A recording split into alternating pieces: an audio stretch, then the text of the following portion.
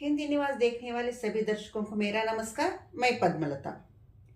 तो हम जो है संधि टॉपिक कर रहे हैं। तो संधि टॉपिक में हमने पिछले वीडियोस में दीर्घ संधि के बारे में और गुण संधि के बारे में जाना। तो इस वीडियो में जो है आज हम वृद्धि संधि के बारे में देख लेते हैं। तो चलो शुरू करते हैं। वृद्धि संधि किस तरह की जाती है और उसका संधि विच्छेद किस तरह होता है और वृद्धि संधि कहते किसे है, ये पहले हम जानते हैं। तो चलो शुरू करते हैं। तो देखिए, जिस तरह हमने दीर्घ संधि की, जिस तरह हमने गुण संधि की, उसी तरह हमें वृद्धि संधि भी करना है। तो वृद्धि संधि में भी हमारा जो फॉर्मूला था, प्रथम शब्द का अंतिम वर्ण और द्वितीय शब्द का प्रथम वर्ण, उसी तरह करना है।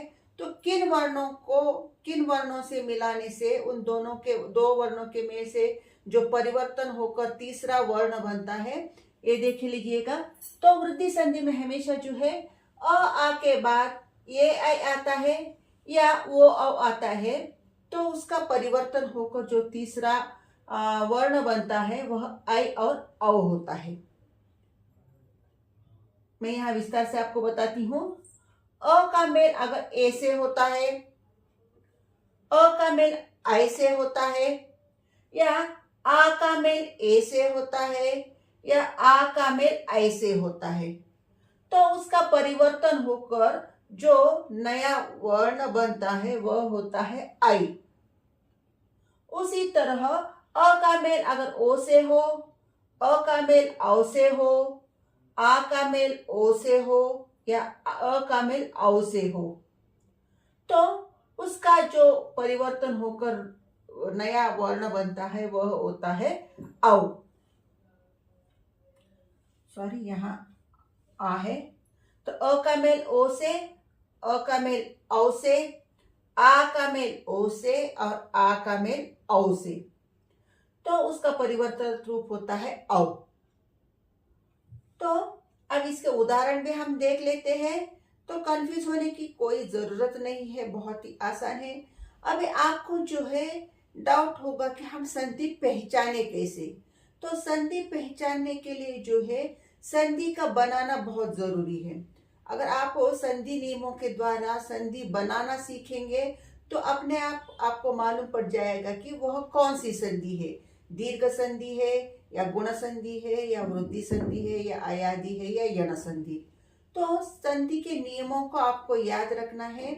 तो संधि के नियम आप अगर समझ सकोगे तो संधि आपको बनाना आसान होगा, और आपको संधि बनाना आ गया तो आप संधि पहचान आसानी से कर सकोगे। तो जरा ध्यान से इन नियमों को समझिएगा और नियमों को समझकर याद रखिएगा, तो आपको संधि बनाने में आसान होगी और संधि पहचानने में भी आसानी होगी। तो इसके हम कुछ उदाहरण देख लेते हैं। अ ए के मिलने से या अ आई के मिलने से, आ ए के मिलने से, आ आई के मिलने से जो परिवर्तन होकर नया रूप बना है, तो हम यहाँ उदाहरण देकर इन्हें समझते हैं। तो देखिए, यहाँ पे मैंने वृद्धि संधि का एक उदाहरण दिया है, 1 प्लस 1। तो 1 प्लस 1 जो है हमें इसकी संधि बनानी है। तो किस तरह बनाएंगे? प्रथम शब्द का अंतिम वर्ण, ये फॉर्मूला जो है हर एक जो संधि हम लोग बना रहे हैं उस पे ये लागू होता है। तो प्रथम शब्द का अंतिम वर्ण है 1 में अ, उसी तरह द्वितीय शब्द का प्रथम वर्ण ए। इन दोनों के मेल से जो विकार हुआ, जो परिवर्तन हुआ, अ में ए मिला तो ऐ हुआ। तो यहाँ इस 1 में हमने अ निकाल दिया तो ये हलंत वाला 1 रह गया। इन दोनों के मेल से जो परिवर्तन हुआ वो हुआ ऐ, और इस 1 में से हमने ए निकाल दिया तो बचा हुआ टुकड़ा है क। तो ये क का जो हमने हलंत निकालकर हमने इस आई की मात्रा को जोड़ दिया तो बन गया कै, और इसके पीछे का जो टुकड़ा है ए और इसके आगे का जो टुकड़ा है क, एक कै क। तो एक प्लस एक इज इक्वल टू एक, एक। समझ आया? बहुत आसान है। प्रथम शब्द का अंतिम वर्ण अ, एक में का अंतिम वर्ण जो है अ, और द्वितीय शब्द का प्रथम वर्ण है ए। इन दोनों के मेल से जो परिवर्तन हुआ वह है आई। और यहाँ एक में जो है हमने अ निकाल दिया तो हलंत वाला क से एक बन गया, प्लस इन दोनों के मेल से जो परिवर्तन हुआ वह है आई। और इस एक में से ए निकाल दिया तो बचा हुआ टुकड़ा है क। इस तरह हमने इसे लिख दिया। तो हमारा नेक्स्ट स्टेप है, तो एक क जो हलंत है, मतलब ये स्वर रहित व्यंजन है, तो इसमें हमने आई की मात्रा जोड़ दी तो उसका रूप हुआ कई, और उसके पीछे का वर्ण है ए और उसके आगे का वर्ण है क। एक एक, एक प्लस एक इज इक्वल टू एक एक। तो ये हमने अभी इस शब्द की संधि बनाई है। तो अभी इस एक एक का जो है हम विच्छेद करेंगे, इसे तोड़ेंगे। तो सेम फॉर्मूला अप्लाई करना है। किस तरह करना है? तो देखो यहाँ क की कौन सी मात्रा है? आई की मात्रा। अगर हमने आई की मात्रा निकाल दी तो इसका रूप हुआ ए और ए हुआ क। तो ए आई जो है किससे बना है?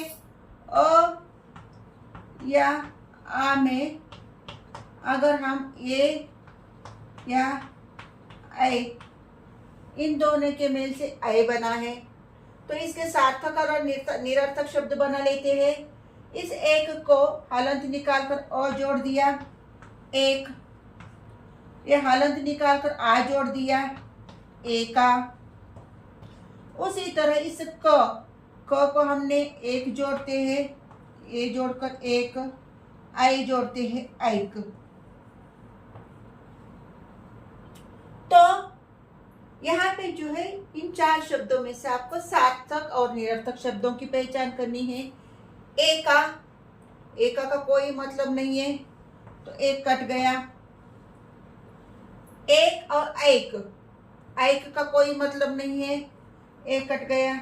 तो हमारा शब्द बना एक प्लस एक इज इक्वल टू एक एक। देखो कितना आसान है संधि विच्छेद करना भी, है ना। हमने यहाँ पे संधि बनाई है और यहाँ पे संधि का विच्छेद किया है, संधि को तोड़ा है। तो इन संधि के नियमों को आप अच्छी तरह समझ सकोगे तो कोई कठिनाई नहीं है, सिर्फ आपको प्रैक्टिस की जरूरत है। कुछ शब्द इसी तरह प्रैक्टिस करोगे तो अपने आप जो है आपको आसान हो जाएगा। तो ये था हमारा वृद्धि संधि का ये पहला उदाहरण। तो चलो दूसरा उदाहरण भी देख लेते हैं। तो हमने ए आई का देखा था, तो अभी हम जो है ओ औ से देखेंगे। तो अ आ से अगर ओ या औ मिलता है तो उसके में से जो परिवर्तन होता है वह औ में बदल जाता है। तो यहाँ पे एक हम उदाहरण लेते हैं, परम प्लस ओज। इस शब्द की हमें संधि बनानी है अभी। तो देखिए प्रथम शब्द का अंतिम वर्ण अ, इसे हम जो है जब तक हम संधि बनाते रहेंगे, ये प्रथम शब्द का अंतिम वर्ण, द्वितीय शब्द का प्रथम वर्ण बिल्कुल नहीं भूलना है। ये हमें हमारे दिमाग में अच्छी तरह से उतार लेना है ना। तो प्रथम शब्द का अंतिम वर्ण अ, द्वितीय शब्द का प्रथम वर्ण हुआ ओ। तो इन दोनों के मेल से जो शब्द बना वह है औ। तो आपको डाउट आएगा ये किस तरह बना? संधि का नियम है तो नियम को हम बदल नहीं सकते, है ना। तो अ प्लस ओ इज इक्वल टू औ। तो जब हमने परम में अ निकाल दिया तो इस हलंत वाला ये परम बच गया। इन दोनों के मेल से जो शब्द बना औ। इस ओज में हमने ओ निकाल दिया, बचा हुआ टुकड़ा है ज। जब हम इस म हलंत वाला है उससे अगर हम औ मात्रिक शब्द जोड़ेंगे तो क्या बन गया? मऊ। और इसके पीछे एक पर, और एक बचा हुआ टुकड़ा ज, तो हमारा कौन सा शब्द बना? परमौज। परम प्लस ओज इज इक्वल टू परमौज। परमौज का मतलब होता है छतरी, इसे ढकने के लिए जिसका उपयोग किया जाता है, छतरी को हम परमौज कहते हैं। तो इस तरह हमें परमौज की, हमने परम प्लस ओज की संधि बनाई परमौज संधि के नियमों द्वारा। अब इस परमौज का जब हमें विच्छेद करना है तो किस तरह करना है? तो तोड़ना और जोड़ना दोनों आसान बन गए। बने कि नहीं बने? प्रैक्टिस के करोगे तो जरूर आसान होंगे। अगर प्रैक्टिस नहीं करोगे, सिर्फ आप सुनकर छोड़ दोगे तो दिक्कत होगी। क्योंकि स्टेट बोर्ड में क्या होता है, जो आपका बिट पेपर होता है उसमें आपको ऑप्शंस दिए जाते हैं बिट पेपर में कि संधि पहचान, एक शब्द दिया जाता है और उस शब्द की संधि पहचानो कहकर पूछा जाता है, या कोई संधि विच्छेद देकर उसकी संधि बनाने के लिए पूछा जाता है। तो इसी तरह परम प्लस ओज या विद्या प्लस आलय संधि बनाइए, नीचे शब्द दिए जाते हैं 4 ऑप्शंस, या कोई शब्द देकर संधि पहचानो कहकर आपको पूछा जाता है, तो उसे आपको आइडेंटिफाई करना है। तो संधि के नियमों को जानना और समझना बहुत ही जरूरी है, क्योंकि हमारा एक एक बिट जो है एक एक मार्क के लिए होता है। तो हर एक मार्क हमारे लिए इम्पोर्टेंट है एग्जाम के लिए, है ना। तो अभी जो है हम परमौज का जो है संधि विच्छेद करेंगे। किस तरह करना है? ए मौ, तो मात्रिक शब्द कौन सा है? औ। जब हमने परमौ में औ निकाल दिया तो कौन सा शब्द बच गया हमारा? ए परम हलंत देकर, और ए ज, है ना, परम प्लस औ प्लस ज। तो यह ए औ जो है, ये औ शब्द कहाँ से आया है, किससे बना है? अ या आ, इसमें अगर हम ओ या औ मिलाते हैं तो इन दोनों के मेल से यह वर्ण बनता है।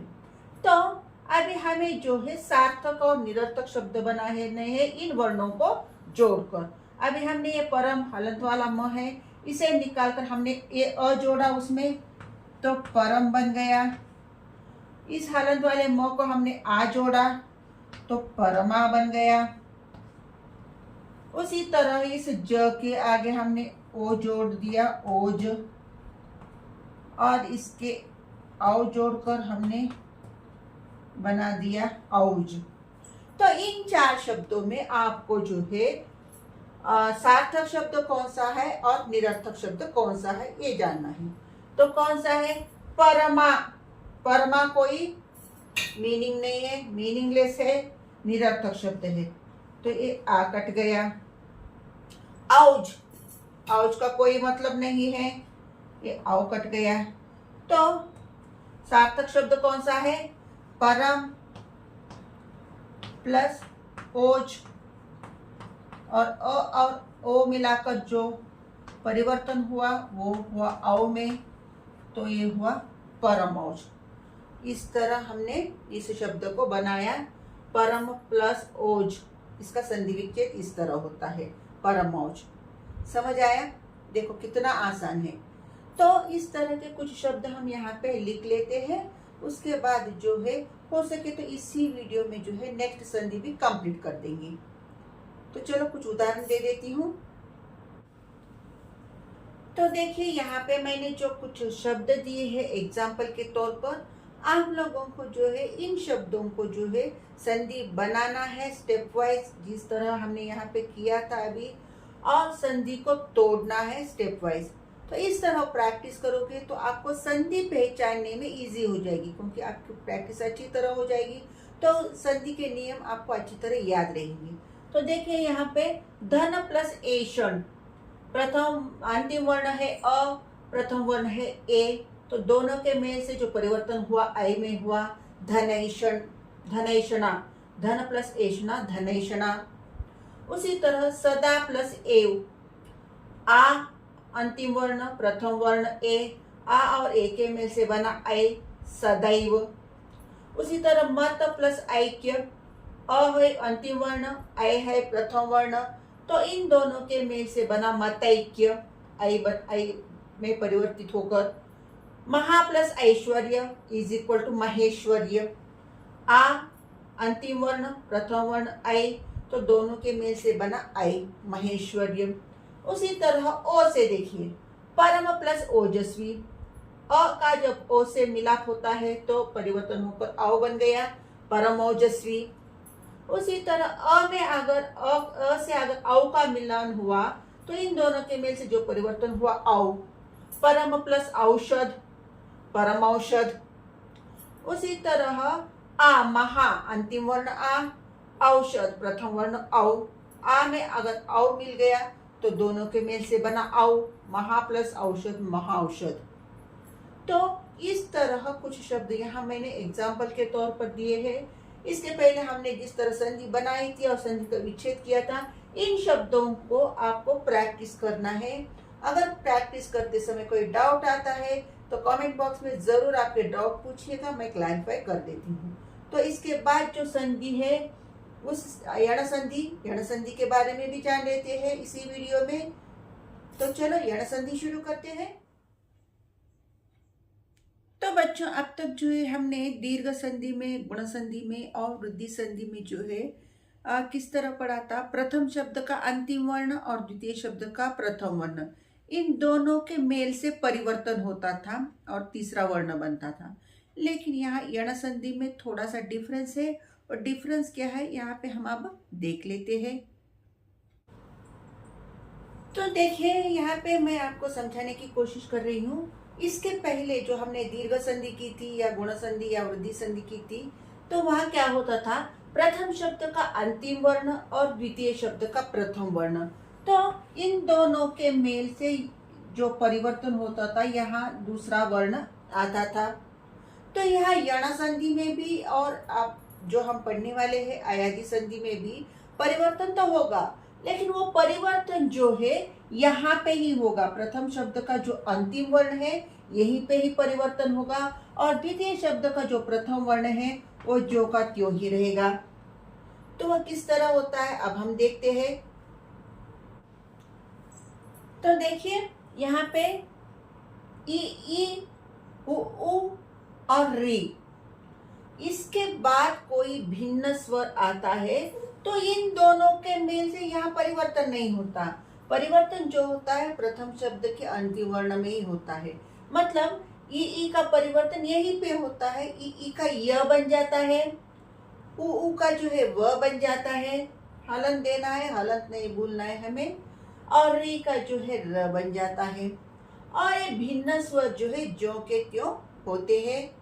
एग्जाम्पल दूंगी तो आपको अच्छी तरह से समझ आएगा। इसका एग्जाम्पल दे देती हूँ, देख लीजिएगा। तो देखिए यहाँ पे एक उदाहरण लेते हैं। ई का परिवर्तन वहीं पे होता है य में, उ का व में और री का र में कहकर हमने अभी देखा था। तो एग्जाम्पल देख लीजिएगा, आपको समझ आएगा। अभी अति प्लस अधिक, इसे जो है हमें इस शब्द की संधि बनानी है, जिस तरह हमने दीर्घ और वृद्धि गण संधि में बनाया था उसी तरह। तो यहाँ इजी है। तो यहाँ अति में जो अंतिम वर्ण है वह है ई, और इसका प्रथम वर्ण है अ। तो इसके पहले जो है इन दोनों के मेल से जो है तीसरा वर्ण बनता था परिवर्तित होकर। लेकिन यहाँ यण संधि में जो है इस ई का जो परिवर्तन हुआ था यह य में हुआ था, तो यह को मैंने यहाँ पे हलंत दिया है। इसका मतलब जो है ई का रूप जो है व्यंजन में हुआ है, यह जो है व्यंजन है, लेकिन ये व्यंजन जो है इसके वास्तविक रूप में है, हलंत है। तो व्यंजन का वास्तविक रूप उसे कहते हैं जो स्वर रहित होता है। मतलब इसमें कोई स्वर नहीं है, ये स्वर रहित है। और जब भी हम ई का रूपांतरण करते हैं या ऊ का करते हैं, ई का करते हैं या री का करते हैं, तो उसके जो व्यंजन होते हैं, यो हो या व हो या र हो, उसे हलंत देना चाहिए, उसे उसके वास्तविक रूप में लिखना चाहिए। तो इसका वास्तविक रूप है यह।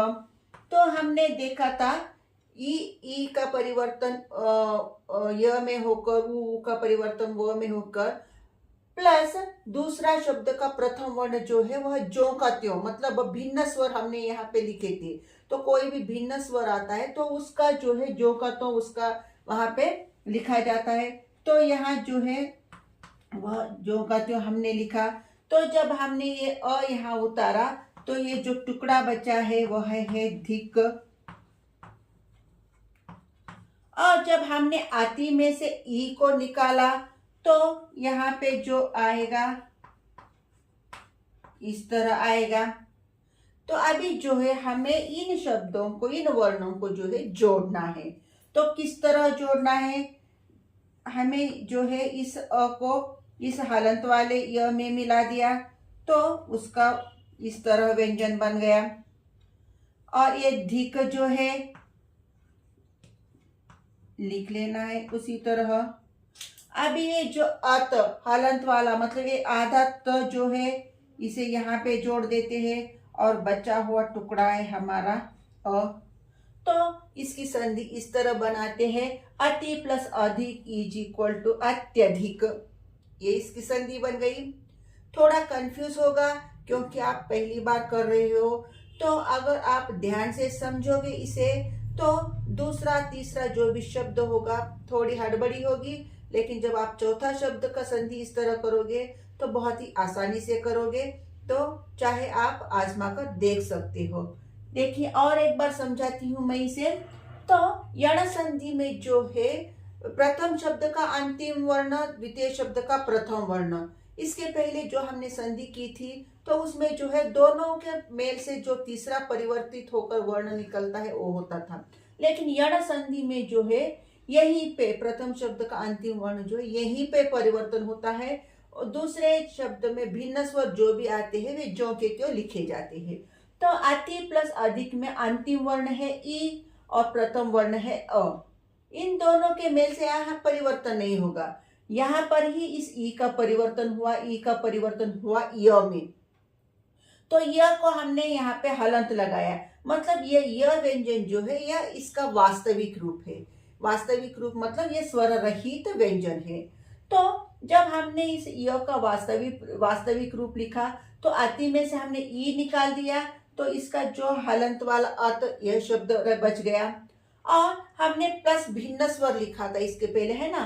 तो दूसरे शब्द का जो प्रथम वर्ण है वह है अ, जो का त्यों हमने अ लिख दिया। और अ लिखने के बाद जो टुकड़ा बचा है वह धिक है। तो अब इसका जो है इन शब्दों को हमें अभी जोड़ना है यहाँ पे। तो अ जो है इस स्वर रहित व्यंजन में है, हमें इसे मिलाना है। तो स्वर इसमें मिला दिया तो वह य आ गया। और जो टुकड़ा बचा है धिक वो हमने लिख दिया। तो एक तो आधा है तो इस य को जोड़ दिया और अ जो है वह लिख दिया अत्यधिक। अति प्लस अधिक इज इक्वल टू अत्यधिक। तो यह इसी अत्यधिक को जो है अभी हमें जोड़ना है, सॉरी तोड़ना है, मतलब इसका विच्छेद करना है अत्यधिक का। तो किस तरह करना है देख लेते हैं इसे भी एक बार। तो चलो अब हम इसका जो है विच्छेद करते हैं। तो अत्यधिक, अत्यधिक में जो है हमें परिवर्तन कहाँ से हुआ है? य का परिवर्तन हुआ है। मतलब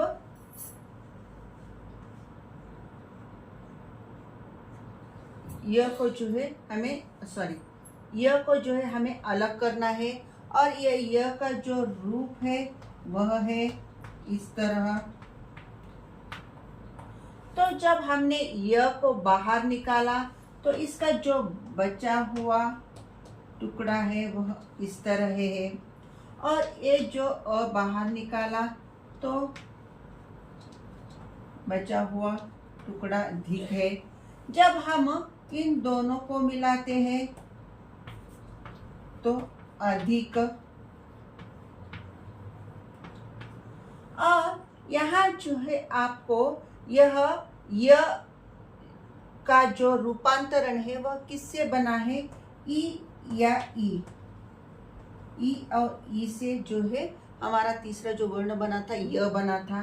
तो अब अत को जो है हम अगर ई जोड़ते हैं तो अति, और अत को जब हम ई जोड़ते हैं अति, तो इसमें जो सार्थक शब्द है कौन सा है? अति। ये निरर्थक है, तो ये सार्थक नहीं है। ये अति जो है ये सार्थक शब्द है, एक उपसर्ग भी है। तो अति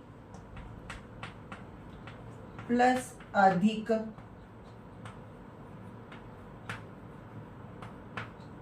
अत्यधिक बना। इस तरह हमने जो है इसका विच्छेद किया। बहुत सिंपल है, एक बार और समझाती हूँ, कंफ्यूज होने की जरूरत नहीं है। अत्यधिक में जो है हमने जो है परिवर्तन किस में हुआ? य में हुआ। तो यह हमने अलग कर दिया। तो यह जब हम अलग करते हैं तो बचा हुआ जो है अत है हलंत के साथ। तो और ये जो बचा हुआ टुकड़ा है धिक है। इस तरह हमने पहले इसे लिख लिया। यह जो है कि इसका हमें जो है यहाँ वास्तविक रूप लिखना है। यह हलंत दिया और अ, क्योंकि यह में स्वर है इसीलिए हमने इसे अलग करके लिख लिया। तो ये अ जो है, इस अ को जो है हम धिक जोड़कर ये अधिक शब्द यहाँ हमने बना दिया। और यहाँ यह जो है यह का परिवर्तन ई या ई, छोटी ई या बड़ी ई, इन दोनों में से एक परिवर्तित होकर यह बना है। तो इसलिए हमने यहाँ ई और ई लिखा। तो इससे हमें जो है अभी सार्थक शब्द बनाना है। तो ये अत जो है हलंत वाला, इसे हमने ई जोड़ा तो अति हो गया, और इस अत को जो हमने ये बड़ी ई जोड़ा तो अति हो गया।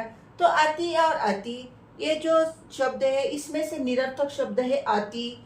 अति जो है वर्तनी की दृष्टि से गलत है, तो अति सही शब्द है, और अति जो है एक उपसर्ग भी है। तो अति प्लस अधिक, तो अति प्लस अधिक से बना अत्यधिक। इस तरह हमने अत्यधिक का जो है विच्छेद किया। समझ आया?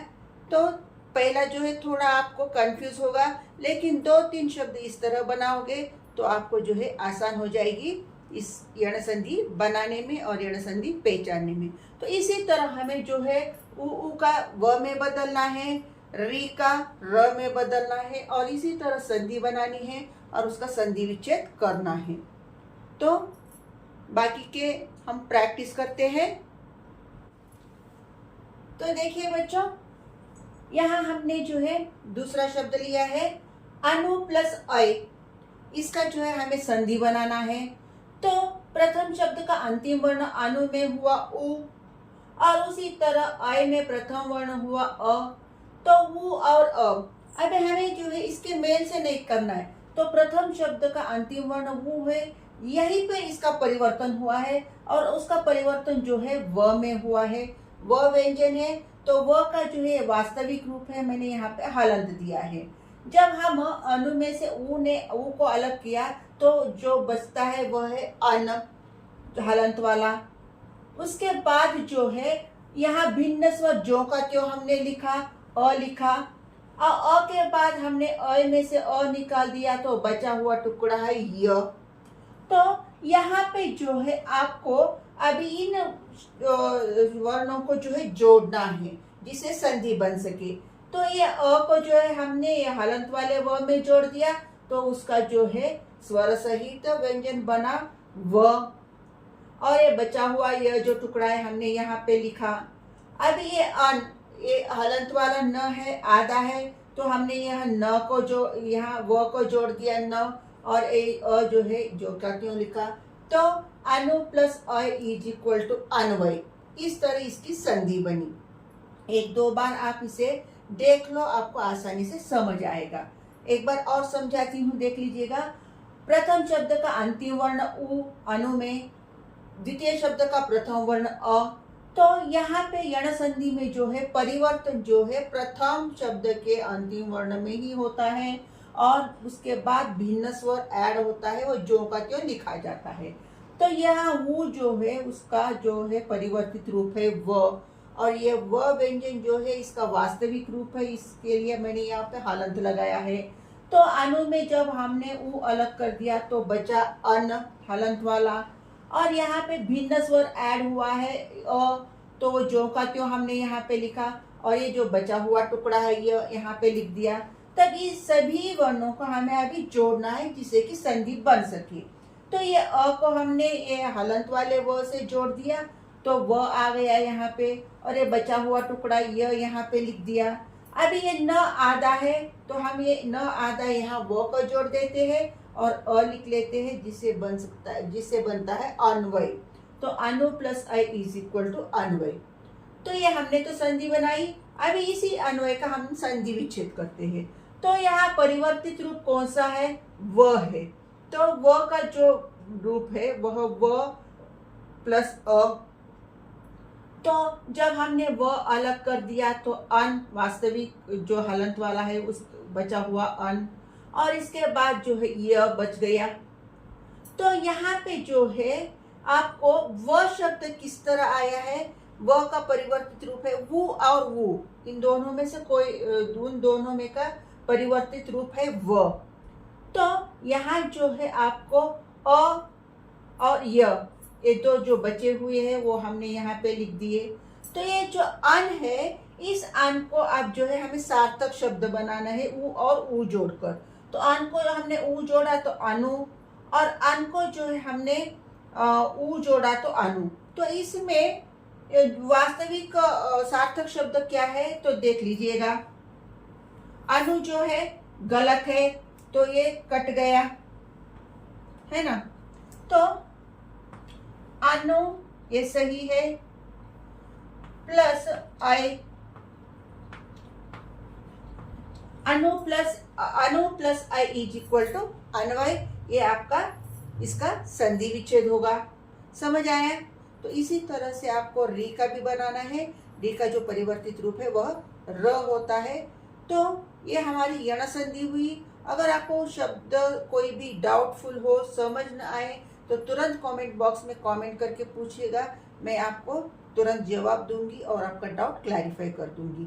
तो हमारा स्वर संधि का एक रूप बचा है अयाजी संधि। तो अयाजी संधि हम नेक्स्ट वीडियो में देखते हैं, क्योंकि ये वीडियो बहुत ही लेंदी हो गया है। तो इसके एग्जाम्पल्स आप खुद प्रैक्टिस कर लीजिएगा और डाउट हो तो ज़रूर पूछिएगा। तो आपको वीडियो अच्छा लगा होगा, समझती हूँ। अच्छा लगा है तो एक लाइक ज़रूर बनता है, और सब्सक्राइब कीजिए और दोस्तों से भी सब्सक्राइब करवाना न भूलिए। तो नेक्स्ट वीडियो में मिलते हैं, तब तक के लिए धन्यवाद।